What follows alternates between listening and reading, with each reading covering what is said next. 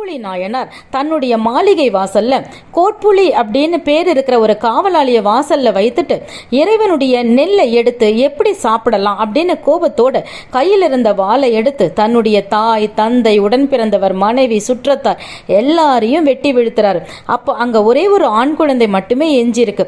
அப்ப காவலாளி அங்க ஓடி வந்து சொல்றாரு, இந்த குழந்தை என்ன பாவம் செஞ்சது? சிவன் சோற்றை இந்த குழந்தை உண்ணவில்லையே, ஏன் இந்த குழந்தையை கொல்ல வேண்டும் அப்படின்னு அந்த காவலாளி கேட்கிறாரு.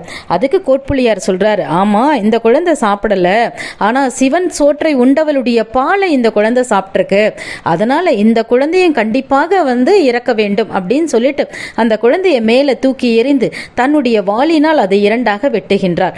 அப்பொழுது சிவபெருமானவர் தோன்றுகின்றார். தோன்றி என்ன சொல்றார் அப்படின்னா, உன்னுடைய வாளினால் வெட்டுண்ட சுற்றத்தினர் அனைவரும் உயிர் பெற்று இந்த உலகத்தில் இன்பமாக வாழ்வாராக.